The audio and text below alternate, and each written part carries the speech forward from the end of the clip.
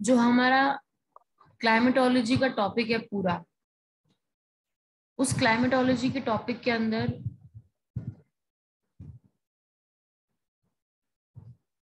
Previously हमें पढ़ने क्या क्या चीजें, थोड़ा सा उसको देख लेते हैं। सबसे पहले हम लोग स्टार्ट करेंगे लैटिट्यूड एंड लॉन्गिट्यूड से। लैटिट्यूड लॉन्गिट्यूड से बढ़ते हुए हम रोटेशन ऑफ अर्थ, रोटेशन और रिवॉल्यूशन इसकी तरफ बढ़ेंगे। देन एटमॉस्फेयर पढ़ेंगे। एटमॉस्फेयर से बढ़ते हुए जो एटमॉस्फेयर की प्रेशर बेल्ट्स हैं उसको थोड़ा सा देखेंगे। और फिर इसके बाद हम जो इंडिया में या वर्ल्ड के अंदर पूरी विंड का सिस्टम है, लोकल विंड्स के कुछ इंपॉर्टेंट नेम, जेट स्ट्रीम क्या होती है, वो सब चीजें इसके अंदर देखेंगे। रेनफॉल देखेंगे, क्लाउड्स, इसके टाइप्स, ये सब कुछ देखेंगे। और जो फिनोमिनाज होते हैं साइक्लोन्स के, नेमिंग ऑफ साइक्लोन्स क्या होती है, नाम क्या क्या है इनके साइक्लोन्स के, इसमें से कुछ इंपॉर्टेंट कॉन्सेप्ट साइक्लोन्स के ऊपर। फिर मॉनसून, जो इंडिया का क्लाइमेट है, मॉनसून, ये सब मेन कॉन्सेप्ट हम लोग इसके अंदर कवर करेंगे सिर्फ क्लाइमेटोलॉजी में। और फिर इसको कवर अप करेंगे with respect to Jammu Kashmir, ठीक है, वो सब कुछ कवर करेंगे। तो इस तरीके से हमारा ये पूरा रहेगा। Formation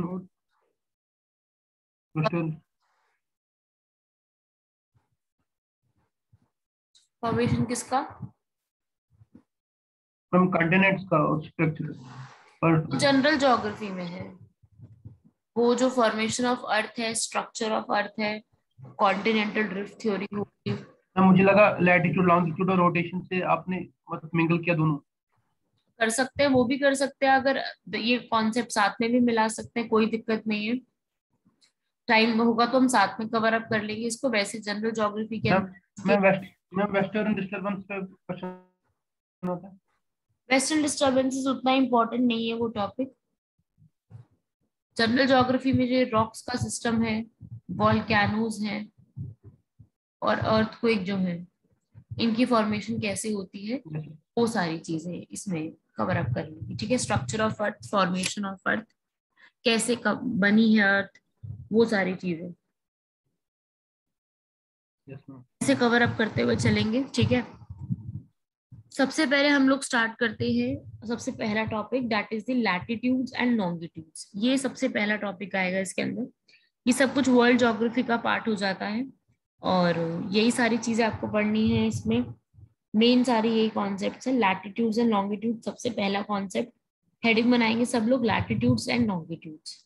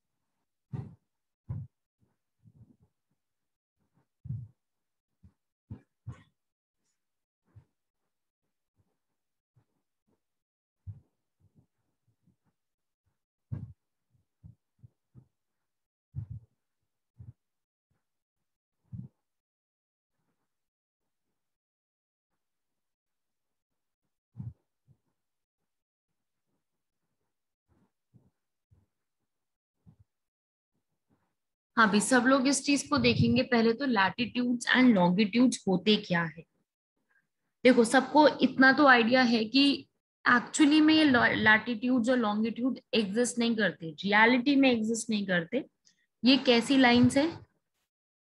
imaginary. हम लोग ये सारी लाइंस को इमेजिनरी करके एग्जिस्ट कराते हैं कि ये सब एग्जिस्ट इस तरीके से करती हैं। ठीक है, सबसे पहली चीज तो हम लैटिट्यूड समझते ही होते क्या है। कंफ्यूजन बहुत होता है स्टूडेंट्स को कि हॉरिजॉन्टल कौन सा है, वर्टिकल कौन सा है। तो देखो भाई, लैटिट्यूड वाली जो लाइन होती है ये आपकी हॉरिजॉन्टल होती है। मतलब मैं याद रखने का तरीका आपको बता देती हूँ। इसके अंदर अगर आपको किसी को भी कंफ्यूजन होती है, जिसको क्लियर है उसको कोई बात नहीं, जिसको कंफ्यूजन होती है उसके लिए, लैटिट्यूड में वर्ड आपका क्या आ रहा है? लैटी। लैटी मीन्स लेटना, लेटना टाइप वर्ड आ रहा है। तो लेटना हम कैसे करते हैं? ऐसे होकर के, खड़े होके तो नहीं लेटना, हम ऐसे लेटते हैं। तो आप उसको ऐसे याद रख लो, जो हॉरिजॉन्टल लेटी हुई लाइंस हैं those are latitudes. And longitude में क्या वर्ड आ रहा है? लॉन्ग। और लॉन्ग कोई भी चीज है तो आप उसको इस तरीके से मेजर करते हो, तो वो लॉन्गिट्यूड्स है। तो ये डिफरेंस आप याद रखिएगा लैटिट्यूड एंड लॉन्गिट्यूड में। अच्छा, जल्दी से मुझे बताएंगे विच अर्थ में ऐसी कौन सी जगह है, कौन सी लाइन है जो लॉन्गेस्ट लैटिट्यूड है? Longest ma'am latitude. Equator. Equator madam, equator madam, equator. Equator.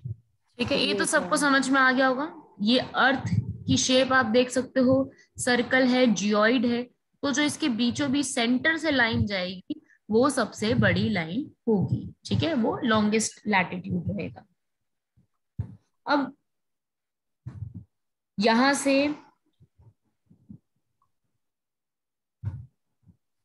देखते हैं इसके अंदर आगे के पोर्शन भी। इसके अंदर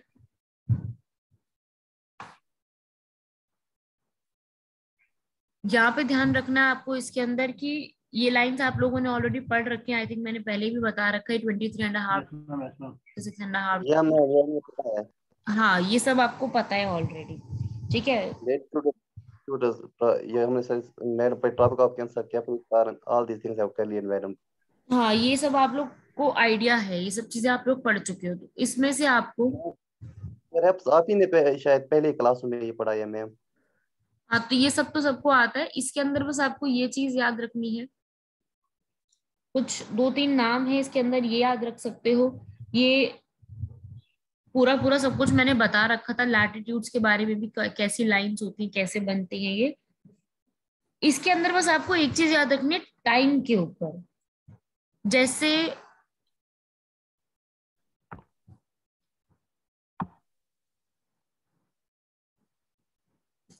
से आप लोगों को ये वाली चीज समझनी है।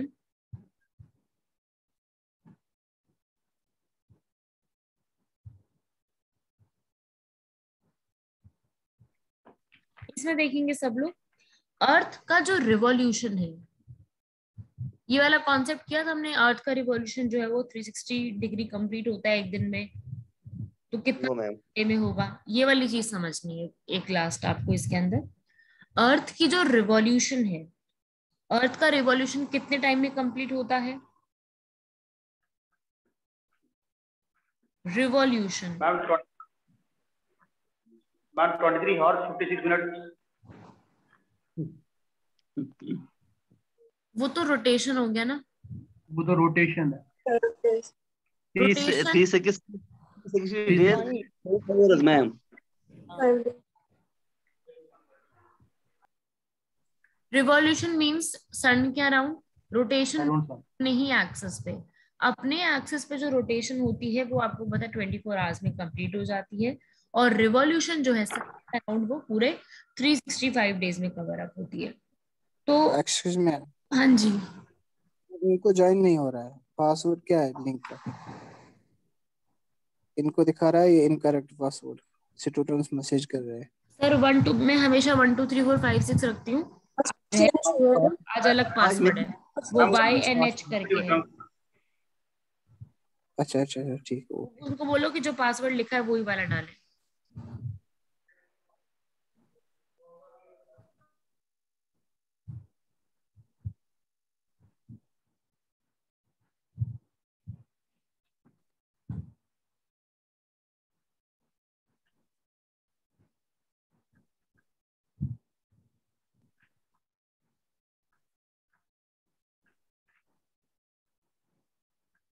हाँ भाई आगे देखेंगे इसके बाद इसमें। तो अब अर्थ जो है यहाँ पर इसको देखेंगे।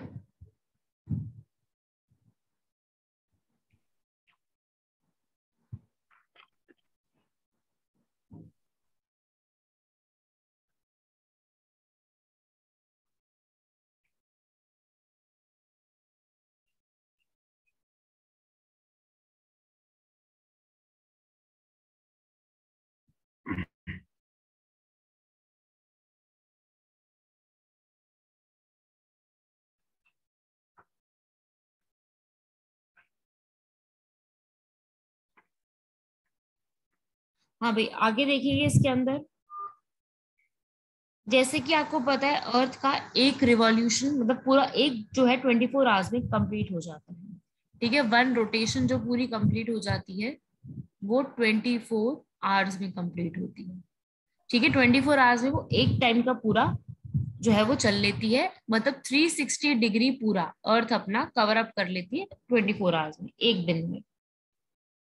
मतलब 1 आवर में कितना हो जाएगा बताओ भाई, 1 आवर में कितना डिग्री होगा? 360 डिवाइड बाय 24 15। 360 डिवाइडेड बाय 24 कर दो, कितना आ जाएगा इसको कट करके? 15 डिग्री। 15। ठीक है, 15 बन जाएगा आंसर। मतलब एक घंटे में अर्थ जो है वो पूरे 15 डिग्री को चल लेती है। रोटेशन करती है। ठीक है, इतना करती है। अच्छा, अब इसका मतलब क्या हुआ? अगर एक घंटे का हमने निकाल लिया है, तो अगर हम निकालना चाहिए 15 डिग्री है एक घंटे में, अगर मैं आपसे पूछूं 1 डिग्री कितनी देर में होगा, तो कितना होगा आंसर? 1/15। आंसर बोलो कितना होगा, कितने मिनट, क्योंकि वो तो एक घंटा है, अब आपको मिनट में आंसर निकालना है। तो ये हो गया वो तो 4 मैम minutes। 15 डिग्री 4 हो गया 4 60 मिनट। मिनट्स में। अब 1 डिग्री तो सीधा 4 मिनट्स। 4 मिनट्स। तो 1 डिग्री ये चल पाती है 4 मिनट में। ठीक है, 1 डिग्री 4 मिनट में। ये चीज क्लियर हुई या नहीं? Yes ma'am, yes ma'am. ठीक है, ये क्लियर हो गया। अब इसमें आगे देखो।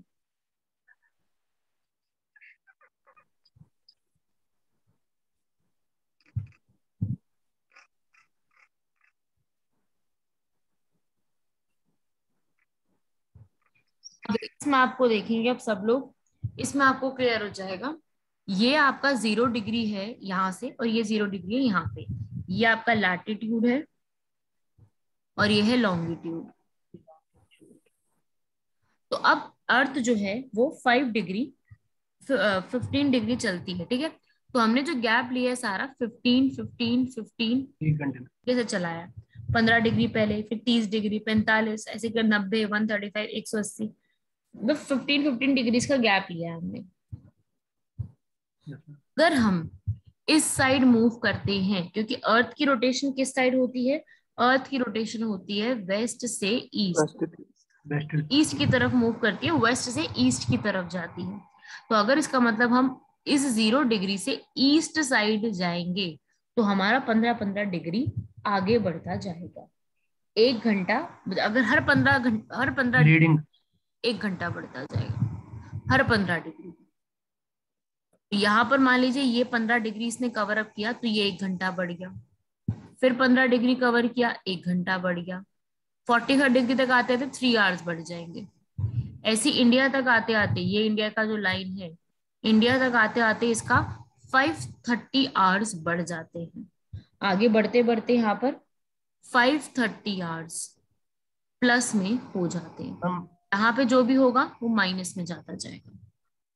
मैम इंडिया का कितना 82 एंड हाफ 82.5 को डिग्री। डिवाइड करें, इसको डिवाइड करेंगे 15 से, हाँ वो आएगा 530। हाँ, ये जो है ना, ये जो आप लाइन देख रहे हो इंडिया की, ये 45 और ये 90 है। इंडिया का जो लाइन आता है, जो भी एक्सेप्ट कर रखा है 82 एंड हाफ। 82.5 degree east. तो इंडिया ने 82.5 डिग्री जो एक्सेप्ट कर रखा है, जो इलाहाबाद से लाइन क्रॉस होती है, वो हमारा स्टैंडर्ड टाइम है। Yes ma'am. आप इस 0 डिग्री से कैलकुलेट करोगे 82.5 डिग्री, आप हर 15 डिग्री पे 1 1 घंटा बढ़ाते जाओ।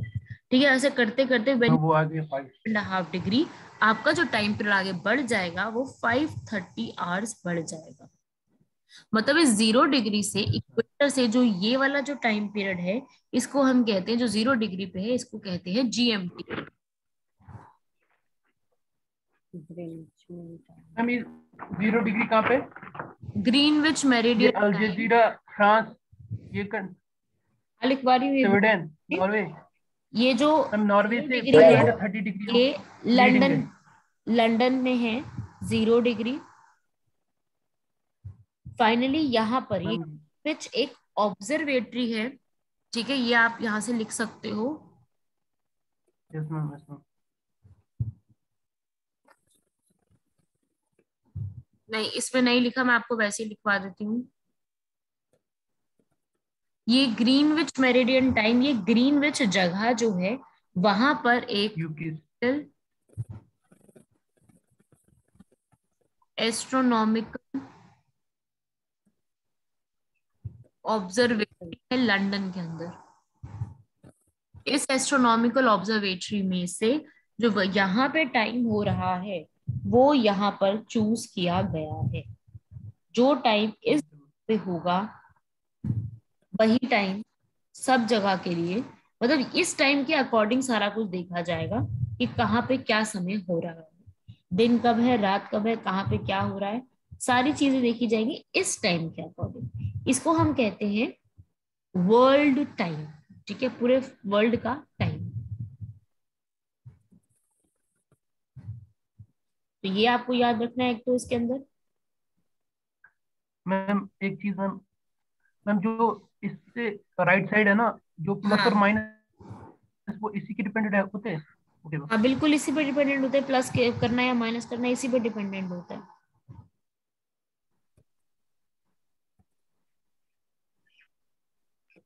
तो यहाँ पर याद रखना, वेस्ट की साइड में जाएंगे तो माइनस होता जाएगा, कम होता जाएगा, और ईस्ट की साइड जाएंगे तो बढ़ता जाएगा।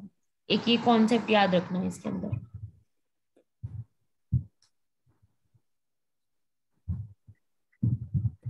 आगे बढ़ते हैं भाई, ये था आपका एक ये कॉन्सेप्ट पहले तो लैटिट्यूड्स एंड लॉन्गिट्यूड्स के अंदर।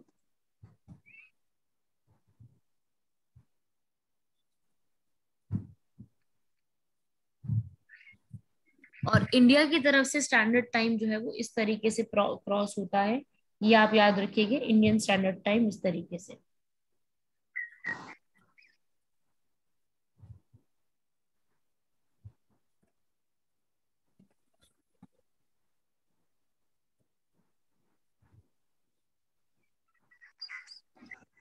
कि बाकी स्टूडेंट्स का ज्वाइन क्यों नहीं हो पा रहा है? आप लोगों को भी दिक्कत आई थी कोई ज्वाइन करने में?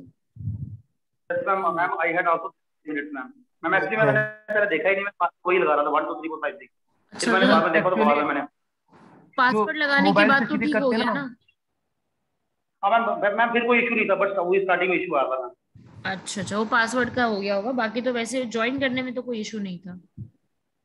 हाँ जी मैम कोई जी। इशू नहीं। मैम एक्चुअली मैंने पासवर्ड देखा नहीं पहले, फिर मैंने सोचा पता नहीं मेरा नेटवर्क कम आ रहा है, मैंने रीस्टार्ट किया फिर भी नहीं हुआ, फिर मैंने देखा कि पासवर्ड में कुछ गड़बड़ है, फिर मैंने फिर ठीक हो गया मैम, मैंने फिर ठीक हो गया मैम।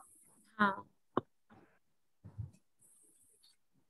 ओके, आगे देखेंगे भाई। आपका जो आईएसटी है वो इन 5 स्टेट से क्रॉस करता है। जो हम लोगों ने 82.5 डिग्री ईस्ट चूज किया हुआ है वो 5:30 आवर्स मैम है। मैम हाँ मैम नियरेस्ट प्लीज बोलिए मैम, नियरेस्ट डिस्ट्रिक्ट कौन है जो इसको टच कर? दोबारा इन बोलना, चार क्या 5 कह रहे हो? मैम नियरेस्ट प्लेस डिस्ट्रिक्ट में हो गया, जो भी होगा ना इसमें। मैम हाँ यूपीएससी का क्वेश्चन आया था परसों।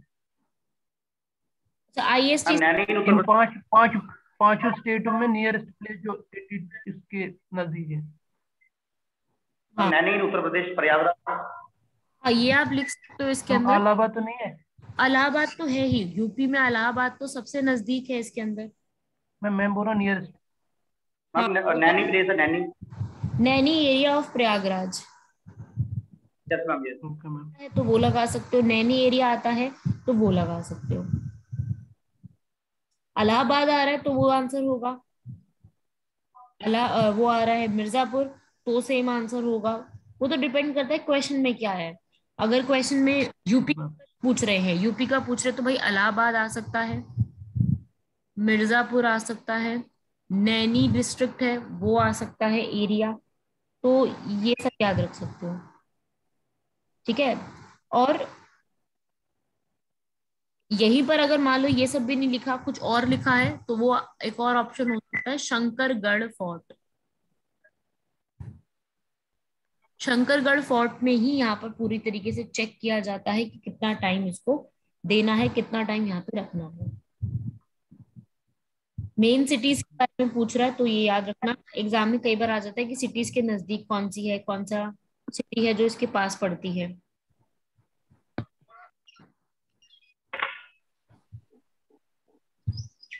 उसके अलावा मिर्जापुर मेन सिटी है इसके अंदर, एक है रामपुर, एक है कोरबा। ये मेन सिटीज हैं जहां से ये एरिया क्रॉस होता है।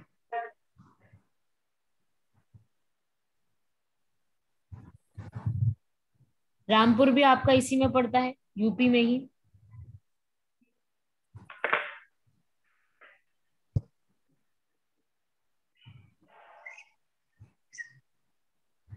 उसके अलावा ये जो कोरबा है, ये कोरबा आपका छत्तीसगढ़ की साइड,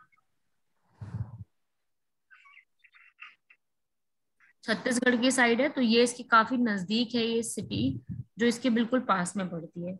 कई बार इनके पास के ऊपर भी क्वेश्चन आ जाते हैं। ट्रॉपिक ऑफ कैंसर के नजदीक हमने सिटी सारी पढ़ी थी कि ट्रॉपिक ऑफ कैंसर के पास कौन सी है, वो हमने आई थिंक पहले कंप्लीट कर चुके हैं वो चीज। Yes ma'am. ठीक है, ये लिख लीजिएगा यहाँ पर ये सारी चीजें। लैटिट्यूड्स लॉन्गिट्यूड्स एग्जाम में आ जाते हैं, ये स्टैंडर्ड टाइम जो चल रहा है इंडिया का और वर्ल्ड का, इसके बारे में भी। अब इसके बाद एक और कॉन्सेप्ट है, शेयर कर रही हूँ मैं आप लोगों के साथ पीपीटी।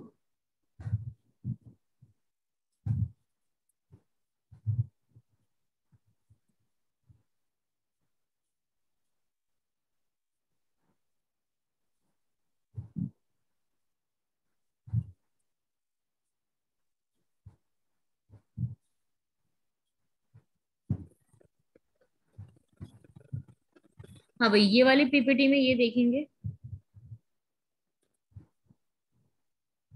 इस पीपीटी इस वाले स्लाइड में आपको सब आई थिंक क्लियर हो जाएगा रोटेशन क्या चीज होती है।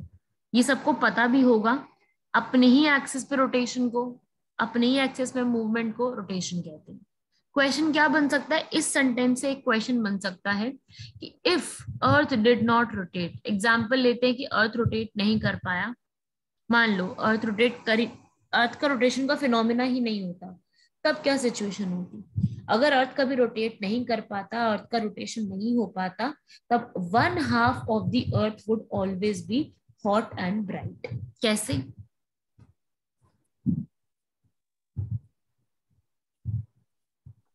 अब ये चीज देखेंगे यहाँ पर सब लोग, इस वाले को पता है अर्थ जो है इस तरीके से टिल्टेड भी है, थोड़ा सा एंगल टिल्टेड है, सीधा नहीं है, हल्का सा टिल्ट है।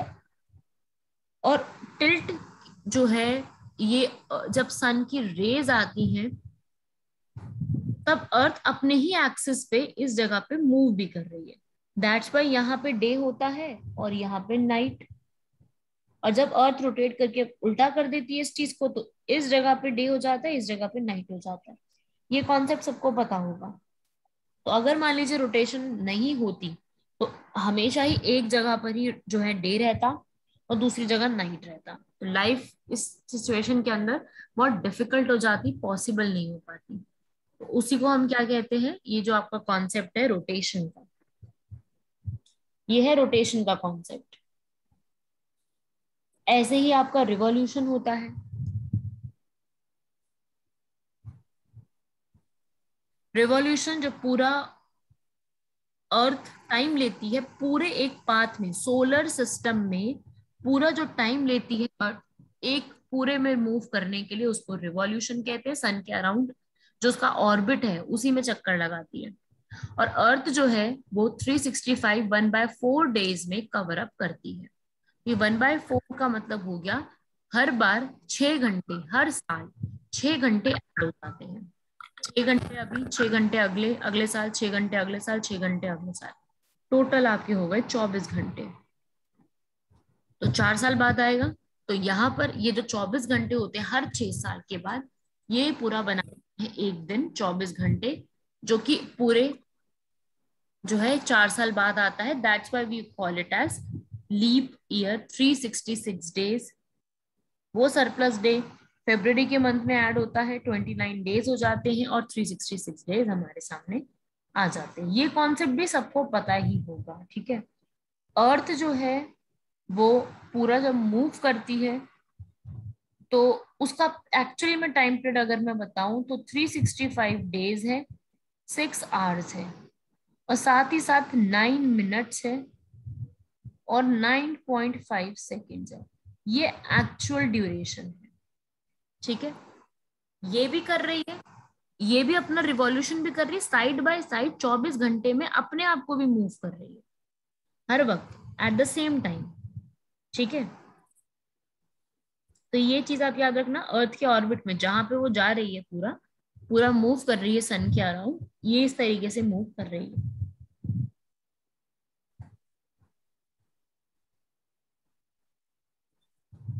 अर्थ की जो स्पीड है, अगर मैं स्पीड आपको बताऊं कि अर्थ की स्पीड कितनी है अर्थ के अराउंड, अर्थ सन के अराउंड घूमने की, तो वो है 18 माइल्स पर सेकेंड, और एक घंटे में 66,000 माइल्स पर आवर, ठीक है। अकॉर्डिंग टू कैलकुलेटेड, जितना भी साइंटिस्ट वगैरह ने कैलकुलेटेड किया है उसके हिसाब से ये डेटा आता है कि 66,000 माइल्स पर आवर की स्पीड से अर्थ जो है वो रोटेट कर रही है, रिवॉल्व कर रही है। और अर्थ जो है रिवॉल्यूशन की वजह से, जो पूरा अर्थ रिवॉल्व कर रही है सन के अराउंड, मैं आपको दिखाती हूँ पिक्चर भी इसके अंदर रिवॉल्यूशन की भी। इसमें से आपको एक दो तीन चीजें याद रखनी है अभी सॉल्स्टाइस की फॉर्म में। हाँ भाई, इस वाले पिक्चर को सब लोग देखेंगे, इससे आपको क्लियर होगा। आपको बीच में सन दिख रहा है और सन दिख रहा है और साइड बाय साइड आपको यहाँ पर एक पूरा पाथ नजर में आ रहा है। इस पाथ में सन जो है सन के अराउंड अर्थ घूम रही है। इस पाथ को हम कहते हैं ऑर्बिट। अर्थ अपने ही ऑर्बिट में रहती है, किसी और के ऑर्बिट में एंटर नहीं करती। अब देखो होता क्या है इसके अंदर, एक चीज याद रखना, इसमें थोड़ा सा कॉन्सेप्ट समझना पड़ेगा इसके अंदर आपको, थोड़ी सी चीजें समझने के लिए। एक तो पहली चीज सब सिंपल वाले से स्टार्ट करते हैं। सबसे सिंपल चीज एक इसके अंदर आती है एपहीलियन और पेरीहीलियन, ठीक है। वो काफी सिंपल सा कॉन्सेप्ट है, उसमें कुछ समझने वाला ज्यादा नहीं है, सिर्फ लर्निंग वर्क है इसके अंदर ज्यादा। ये वाला कॉन्सेप्ट है, यहाँ पे लिखा भी हुआ है एपहीलियन और पेरीहीलियन, ठीक है। अभी एपहीलियन और पेरीहीलियन क्या होते हैं देखो भाई, जो पूरा अर्थ है और सन, इनके बीच में डिस्टेंस है।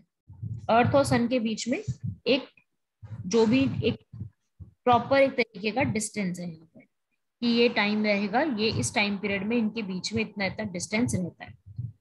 तो इनको जब कैलकुलेट किया गया इन सबको, तो ये पाया गया कि एक ऐसा समय आता है जब अर्थ और सन के बीच में सबसे कम डिस्टेंस रह जाता है, और एक ऐसा समय आता है अर्थ और सन के बीच में मैक्सिमम डिस्टेंस हो जाता है,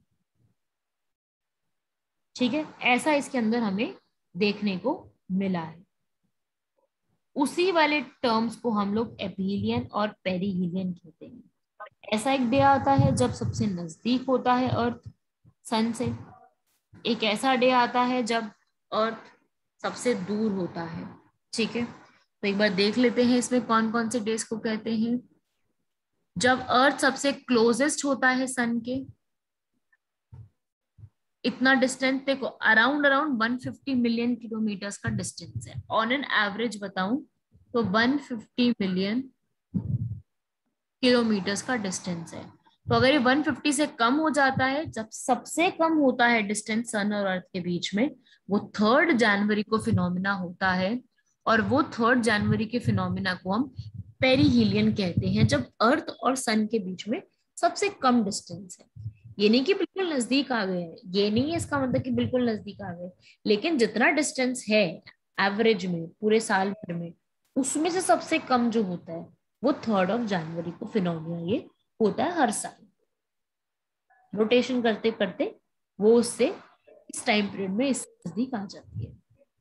और जब सबसे ज्यादा होता है मतलब 152.5 किलोमीटर, उसको हम एपीलियन कहते हैं, जो जुलाई 4 को होता है। तो ये चीज आपको याद रखनी है, फारदेस्ट कब है, क्लोजेस्ट कब है, ये एग्जाम में आ जाता है। ठीक है भाई, जब ज्यादा डिस्टेंस है और कम डिस्टेंस है, उस टॉपिक को हम क्या कहते हैं, एपीलियन और पेरीहीलियन। ठीक है पापा, ठीक है नहीं? क्लियर है भाई, यहाँ तक सबको सही है, सुनो यहाँ तक क्लियर है, देखते ही आगे बढ़ते हैं।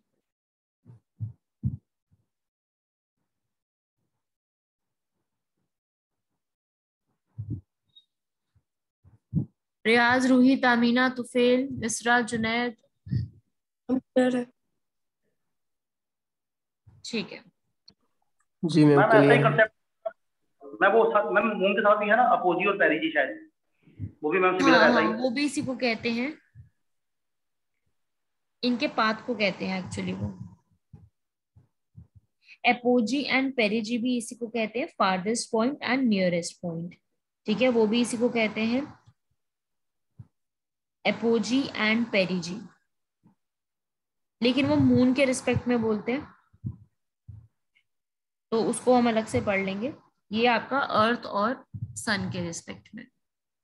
अब इसी में 2 टर्म्स और आती हैं, वो 2 टर्म्स कौन सी हैं भाई, मैम सॉल्स्टाइस। ठीक है, ये 2 टर्म्स और पूछ मैम ली। इसमें ये पेरिहेलियन और एपीलियन में क्वेश्चन आया तो वो टाइम भी उसने बोला था बराबर। टाइम में क्या क्वेश्चन था? इस टाइम पे होता है 8:50 पे। हाँ, ईयर ना, मतलब डेट वाली पूछी होगी। मैम एक तो डेट, दूसरा उसने टाइम भी बोला था, उसमें यूपीएससी का भी क्वेश्चन आया था। मैंने देखा नहीं, एक बार क्वेश्चन भेजो एक बार ये वाला जरा, क्या है टाइम का।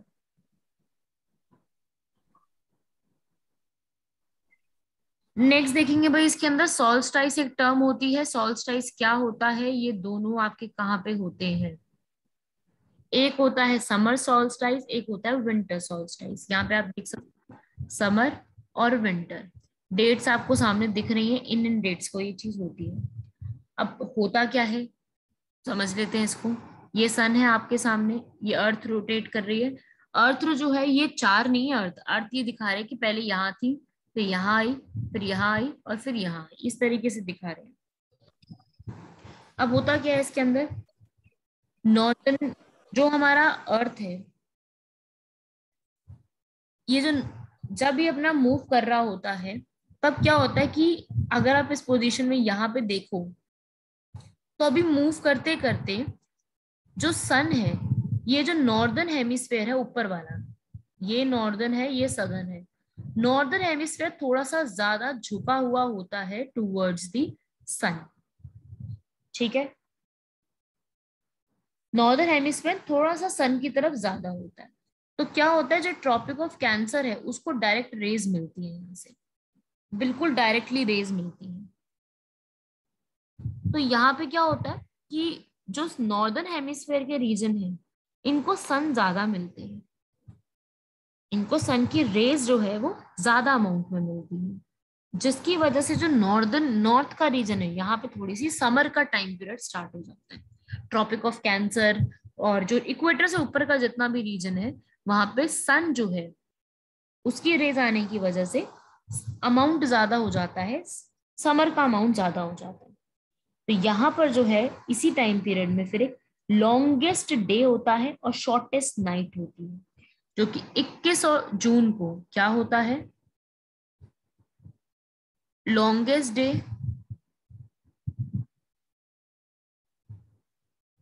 And shortest night. ये इस समय में आपको देखने को मिलेंगी, लॉन्गेस्ट डे और शॉर्टेस्ट नाइट।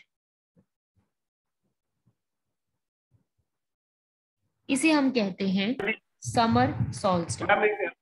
हाँ बोलो। Ma'am it is only northern hemisphere ना? हाँ नॉर्दर्न हेमिस्फीयर। अब इसमें होता क्या है कि अर्थ के टिल्ट होने की वजह से, टिल्ट का मतलब हो गया अर्थ जो हल्का सा झुका हुआ है। कितने एंगल पे झुका हुआ है अर्थ? 23.5 डिग्री पे। देखो ये इसको हम एक्सियल टिल्ट कहते हैं।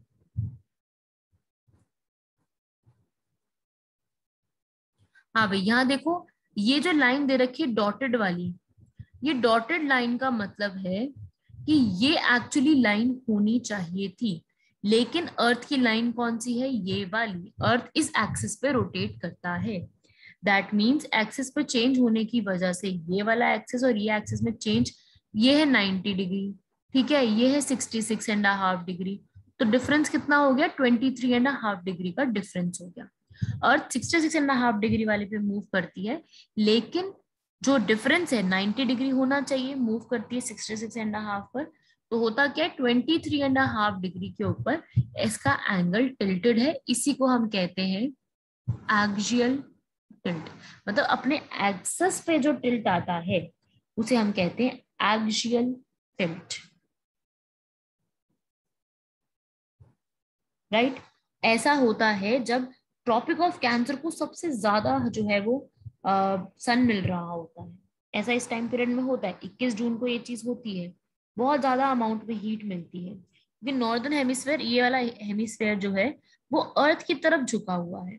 तो इस नॉर्दर्न हेमिस्फीयर में, या फिर आप कह लो ट्रॉपिक ऑफ कैंसर के समय में, सबसे ज्यादा जो है वो गर्मी पड़नी स्टार्ट हो जाती है। तभी जो है जून जुलाई के महीने में ट्रॉपिक ऑफ कैंसर अपने इंडिया के अंदर भी गर्मी ज्यादा होती है, ठीक है।